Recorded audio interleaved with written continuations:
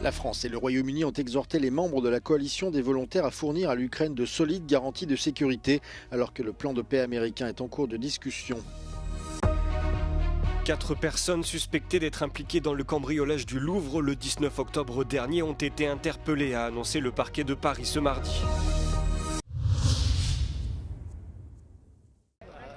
4 nouvelles personnes suspectées d'être impliquées dans le cambriolage du Louvre ont été interpellées, a indiqué le parquet de Paris ce mardi. Ces 2 hommes, âgés de 38 et 39 ans, et 2 femmes de 31 et 40 ans, tous originaires de la région parisienne, ont été placés en garde à vue, a indiqué la procureure de Paris. Une mesure qui peut être prolongée pendant 96 heures, soit jusqu'au début du week-end. Cependant, elle a précisé qu'elle ne dévoilerait pas davantage d'informations, notamment sur le rôle qu'ils auraient joué dans le cambriolage. Selon plusieurs médias, le 4e membre du commando ferait partie des 4 personnes interpellées ce mardi. 3 hommes suspectés d'avoir fait partie de l'équipe qui s'est introduite dans le musée ont été arrêtés en octobre. Une femme, soupçonnée de complicité, a également été mise en examen, mais a pu obtenir sa libération sous contrôle judiciaire. Malgré les importants moyens déployés, les bijoux dérobés d'une valeur de 88 millions d'euros n'ont toujours pas été retrouvés. Lors d'une réunion virtuelle, la France et le Royaume-Uni ont exhorté les membres de la coalition des volontaires, qui regroupe 35 pays, à fournir à l'Ukraine de solides garanties de sécurité afin de préserver un futur accord de paix, notamment en envoyant des troupes sur le terrain dans le cadre d'une force multinationale. Ukraine has had its share of promises that were shattered by successive Russian aggressions, and real, rock-solid guarantees are a necessity. La version originale du plan de paix en 28 points des États-Unis excluait la présence de forces de l'OTAN en Ukraine. La force de réassurance multinationale envisagée mènerait des opérations de formation et de sécurité, mais pas sur la ligne de front.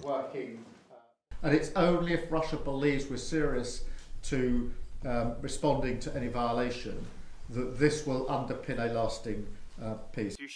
Lundi, les représentants ukrainiens et américains à Genève ont modifié le projet de plan de paix en 28 points, le faisant passer à 19 points seulement, mais le Kremlin a fait savoir ce mardi qu'il préférait la première version.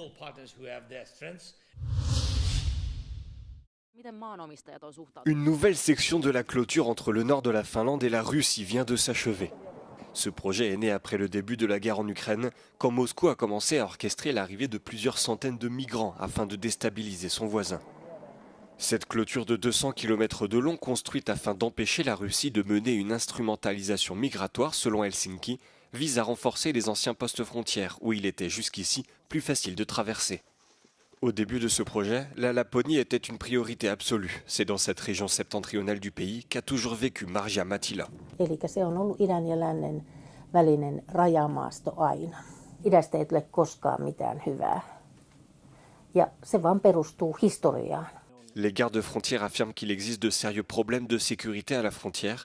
La Laponie se dépeuple progressivement et devient de plus en plus difficile à contrôler. Näitä itärajan rajoituspaikkoja nyt avattaisiin, niin tuo välineellistetty laiton maahantulo Venäjältä Suomeen jatkuisi.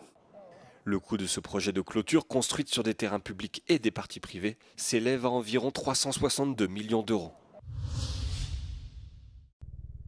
Après une courte accalmie entre la Lituanie et le Bélarus, qui a notamment permis la réouverture de la frontière entre les 2 pays, la situation s'envenime de nouveau. Ce lundi, des ballons transportant des cigarettes de contrebande en provenance du Bélarus ont de nouveau été aperçus en Lituanie et en Lettonie.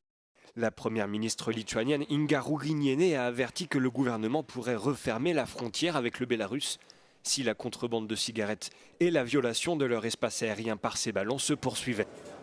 Un avertissement lancé après une série d'incidents qui ont perturbé le fonctionnement de l'aéroport de Vilnius à plusieurs reprises ces dernières semaines. Matome, kad hibridinė ataka plečia savo geografinę teritoriją ir jau turime atvejų, kai Latvijos sieną kirto balionai šią naktį. Tai reiškia, kad tai jau ne tik Lietuvos problema, tai yra platesnio regiono problema. 8 météosondes en provenance du Bélarus ont été interceptées la veille en Lettonie. Selon la police, plus de 700 000 cigarettes de contrebande ont été transportées par ces ballons. L'un d'entre eux a atterri dans la forêt, à 60 km de la frontière. Viņus īpaši vadīt nevar, viņus vada vējš, un viņi pēc noteikta laika, atdziestot gāzē, nolaižās.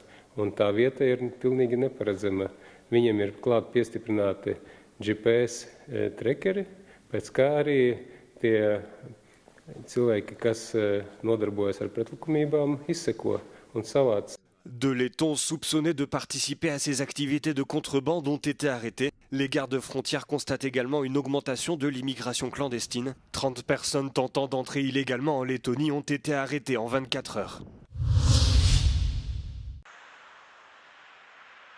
Le président Aleksandar Vučić a prévenu que son pays était confronté à une crise majeure. Sa plus grande raffinerie de pétrole devra fermer si les autorités américaines chargées des sanctions n'approuvent pas sa licence d'exploitation d'ici jeudi.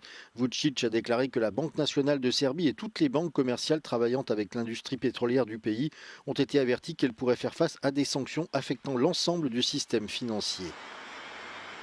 Mi time konačno I definitivno stavljamo u opasnost I naše poslovne banke I našu centralnu banku. To znači da može doći do potpune obustave platnog prometa I usluga prema stanovništvu, prestanka funkcionisanja platnih kartica, prestanak funkcionisanja izdavanja kredita I svega drugog. La Banque nationale de Serbie a annoncé qu'elle suspendrait les opérations de paiement avec la raffinerie de pétrole Niš, dont l'actionnaire principal Gazprom est russe, si celle-ci n'obtenait pas une licence d'exploitation dans les délais impartis. En raison des sanctions imposées à la Russie, la société doit modifier la structure de son actionnariat pour continuer à opérer au niveau international. La Serbie a cependant demandé aux États-Unis une exemption temporaire des sanctions le temps que la compagnie puisse agir en ce sens. L'ancien président brésilien Jair Bolsonaro a commencé à purger une peine de 27 ans de prison pour avoir mené une tentative de coup d'État en 2022. Un juge de la Cour suprême a statué ce mardi que l'équipe juridique de Bolsonaro avait épuisé tous les recours, ordonnant son maintien en détention après une arrestation préventive samedi.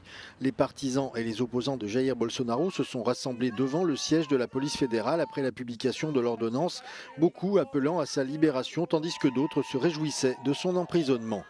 L'ancien président était assigné à résidence depuis le mois d'août et a été placé en garde à vue ce week-end après avoir tenté de manipuler son bracelet électronique. Il a attribué l'incident à des hallucinations, ce que le juge a rejeté. Jair Bolsonaro est détenu dans une pièce de 12 mètres carrés au siège de la police fédérale à Brasilia, avec un lit, une salle de bain privée, l'air conditionné, une télévision et un bureau, sans aucun contact avec les autres détenus.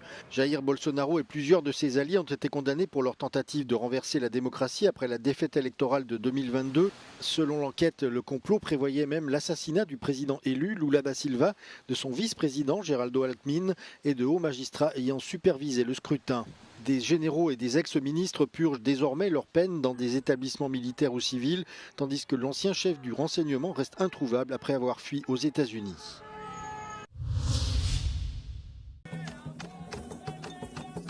Renforcer un partenariat fondé sur des valeurs communes. Tel était le mot d'ordre du 7e sommet entre l'Union européenne et l'Union africaine qui s'est achevé ce mardi à Luanda en Angola. Les participants ont notamment insisté sur la nécessité de parvenir à la paix sur tous les continents par le biais du multilatéralisme.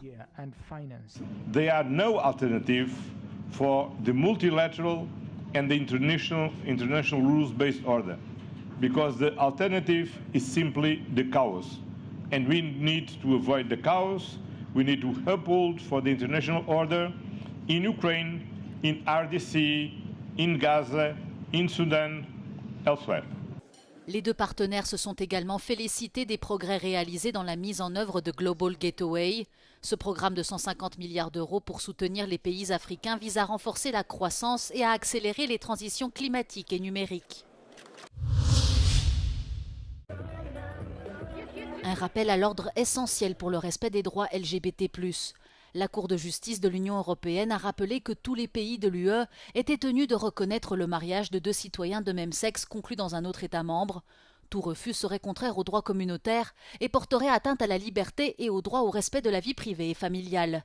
Cette déclaration, inscrite dans un arrêté officiel ce mardi, s'adresse particulièrement à la Pologne. La Cour avait en effet été saisie par deux Polonais mariés en Allemagne qui se sont vus refuser la transcription de leur acte de mariage dans leur pays d'origine où l'union entre deux personnes de même sexe n'est pas autorisée.